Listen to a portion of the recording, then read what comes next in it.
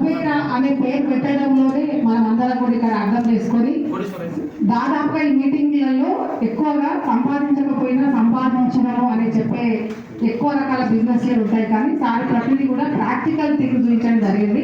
So మనం ఈ corona తర్వాత డిఫరెంట్గా సార్ వాళ్ళు చెప్పారు, ఇక్కడ అందరూ ఉన్న వాళ్ళు కూడా చేయి కాల్చుకున్న వాళ్ళే 100% డిఫరెంట్ బిజినెస్లు చేసి చాలా ఇబ్బందులు పడ్డ వాళ్ళే ఉన్నారు. ప్రస్తుతం ఒక 2 years నుంచి రియల్ ఎస్టేట్ రంగం అసలే లేదు. చాలా వరకు కూడా ఏ నెట్వర్క్ బాగుందా, ఏ నెట్వర్క్ చేస్తే బాగుంటుంది అనే థింగ్లోనే ఇప్పుడు ఒకసారి బీపీజీలో చేసి బిజినెస్ డల్ అయిందని చెప్పేసి సీనియర్ని ఎలా అటాచ్ అయ్యారో అదేవిధంగా ప్రజెంట్గా లీడర్స్ అందరూ కూడా ఎక్కడెక్కడ ఏం బిజినెస్ జరుగుతుందనే దశలో తిరగడం జరుగుతుంది బయట. సో రియల్ ఎస్టేట్ ఇక్కడ లేదు. ఈరోజు ఒక 10 లక్షల ప్లాట్ అమ్మాలన్నా ఎంతో కష్టం ఉంది. నేను ఒక 2 years బ్యాక్ నాకు ఒక కొండరెడ్డి సార్ అని ఆయన కూడా నెట్వర్క్ లీడర్, తను కూడా పోలీస్ డిపార్ట్మెంట్ నుంచి వచ్చారు. నాకు చెప్పారు, మేడం మీరు ఐడియా వేయండి, నేను ఇదివరకే కొంచెం డిఫరెంట్గా చేసి సార్ మీరు అసలు నాతో మాట్లాడకండి. నేను స్కిప్ చేసిన ఫోన్ వస్తే కూడా. అయితే ఇప్పటికి ఒక 1.5 year అయింది. సార్ మళ్ళీ కలిసారు, మేడం నాకు 40 lakhs వచ్చినాయి, మీరు మంచిగా చేయండి సార్, నాకు మళ్ళీ కాల్ చేయకండి అని. ఈ విధంగా అంటే నేను ఆ ప్లాన్ని వినలేదు. వాస్తవంగా నేను ఎప్పుడైతే 1.5 year బ్యాక్ ప్లాన్ విని వింటే ఈరోజు నేను కూడా 1 year 1 CR అనే ఒక గట్టి నినాదంతో నేను చెప్పేదాన్ని. ఈ క్రమంలో మళ్ళీ నేను ఒక 1 year మార్కెట్లో లేను, నాకు కొంచెం హెల్త్ ఇష్యూ వచ్చి. సో ఈ మూమెంట్లో మళ్ళీ ఒక 1 month నుంచి బయటకు వస్తున్నా. అంటే భగవంతుడు ఎక్కడో ఉన్నాడు, మనుషులనే భగవంతుడు ఉంటాడు. అదేవిధంగా రఫీ గారు నాకు డిఫరెంట్ బిజినెస్ ఎక్కడ పరిచయం లేదు. సో నేను ఒక రియల్ ఎస్టేట్లో బాగా బిజినెస్ చేశాను. సార్ నా మాట నా వాయిస్ విని మేడం మీరు బిజినెస్ అంటే నేను సార్ కాల్ చేశాను ఒక 1 week. సార్ మళ్ళీ నేను ఇట్లా కొండరెడ్డి సార్ చెప్పి నాకు దయచేసి వేరే విధంగా కాల్ చేయండి సార్, నాకు ఈ విధంగా కాల్ చేయకండి, నా పిల్లలు 2 సాఫ్ట్వేర్ ఎంప్లాయీస్.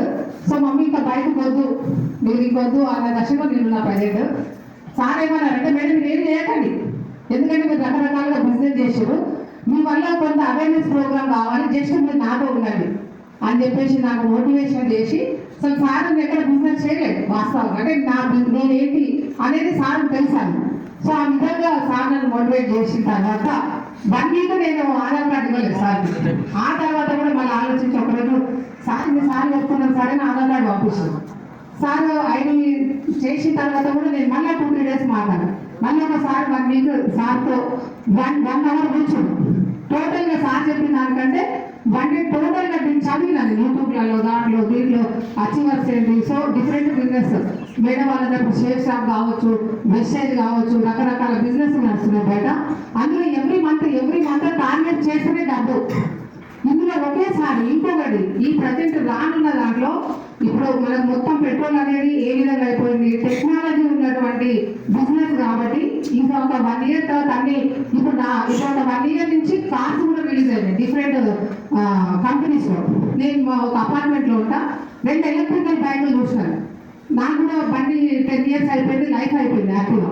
సో నేను ఆలోచిస్తున్నా మా అపార్ట్మెంట్లో ఉంటే టీవీఎస్ అంటే డైరెక్ట్ సెల్లింగ్ వెళ్ళి కూడా ఎలక్ట్రికల్ బైక్ కొనుక్కునే తరుణం వచ్చింది ప్రజెంట్ మార్కెట్లో. అంటే పొల్యూషన్ కావచ్చు, పాత పనులు అయిపోయినాయి, ఎవ్రీడే పెట్రోల్ కావచ్చు, అంటే ఇంకా డిఫరెంట్ 2-3 కంపెనీల బండి చూసిన ఓలా. అంటే డైరెక్ట్ సెల్లింగ్ వచ్చినప్పుడు ఏడిఎంఎస్ అనేది ఇంత అవేర్నెస్ ప్రోగ్రామ్ నడుస్తుంది కదా, దీన్ని ఎందుకు రీడ్ చేయొద్దని చెప్పేసి నేను మొత్తం రఫీ సార్ ద్వారా బాగా దాన్ని స్టడీ చేశాను.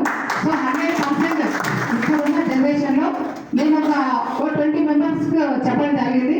అందులో ఒక రమణ గారు ఒక 2 daysలోనే ఒక 2-3 ఐడియాస్ చేశారు.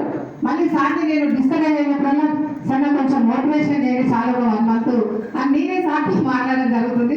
సో ఈరోజు నాతో రవీందర్ రెడ్డి గారని తన ఫ్రెండ్ 10th class క్లాస్మేట్ కూడా రావడం జరిగింది. ఒక జస్ట్ ½ ముందు నేనే రావాలా వద్దా అనుకుంటే సార్ కాల్ చేసి అడ్రస్ తెలియకుండా వర్షం ఉన్నా సరే చూద్దాం మంచి బిజినెస్ కదా. సో ఈరోజు ప్రతి ఒకప్పుడు రియల్ ఎస్టేట్ అనేది జెంట్స్ వరకే పరిమితం ఉండేది, దానికి డిఫరెంట్ వర్డ్స్ వాడేది. ఈరోజు ఒక కార్పొరేట్ లెవెల్లో రియల్ ఎస్టేట్ వ్యవస్థ స్థాపించి ఈరోజు నిజంగా మీ యొక్క హైదరాబాద్ సెక్టార్ చూస్తే రియల్ ఎస్టేట్ బిజినెస్లో ముందంజలో ఉంది ఓన్లీ లేడీస్. మీరు సర్వే చేయండి. కాకపోతే ఎక్కడ బయటకు వచ్చిన మగవాళ్ళు ఎక్కువ వస్తారు, కానీ బిజినెస్ రేషియో తీసుకుంటే మాత్రం లేడీసే. అంటే ఏ రంగంలో కూడా లేడీస్ ఎందుకు లేవు, రకరకాల ప్రాబ్లమ్స్ తోటి. ఇప్పుడు రవి గారు ఉన్నారు, ఒక అర్థంలో చూపించినట్టు నాకు ఒక 2 crores వచ్చింది. అందరం మనం ఏమనుకున్నాం, కానీ తన కష్టం ఎంతో, తన 15 years జర్నీలో డిఫరెంట్ బిజినెస్ చేయొచ్చు. ఎవరైనా కింద పడితేనే పైకి లేవడానికి ఆలోచించే డే వచ్చినప్పుడే మనిషి కింద అవుతాడు. ప్రతి ఒక్క ఎవరైనా కూడా మార్కెట్లో మీరు చరిత్ర తీయండి, ఎన్నిసార్లు కింద పడ్డ తర్వాతనే మనం విజయం సాధిస్తాం. సో నేను కూడా అనుకున్నా 50 years వచ్చింది, పిల్లలు ఎంత చేస్తున్నారు, కానీ మళ్ళీ నాకంటూ నేను ఆలోచన చేస్తున్నాను.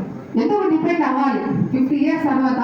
ఈరోజు మనకంటే ఏజీలో సీఎం వీళ్ళందరూ ప్రధాని 78 years సిన్స్ తను ఎవరు లేరు, అయినా ప్రపంచం సేవ చేస్తుంది.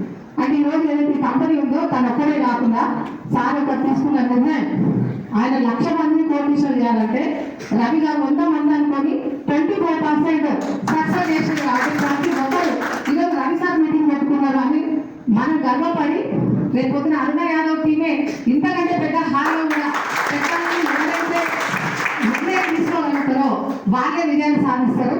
ఇంకా నెక్స్ట్ టైం ఒక 100-1000 మంది లేడీస్తో నేనే మీటింగ్ చేయాలని తన కోసం కాదు, నా కోసం నేను వర్క్ చేయాలని డెసిషన్ తీసుకున్నా. చిన్న లిటిల్ బిట్ అమౌంట్, ఆ లిటిల్ బిట్ అమౌంట్ కూడా మనం వెహికల్ కొనుక్కుంటే అది కూడా మనకు లెవెల్ అయిపోతుంది. ఇక్కడ ఎవరి ఇన్వెస్ట్మెంట్ డబ్బు అనేది ఎక్కడ పెట్టిస్తలేము, దయచేసి అర్థం చేసుకోండి.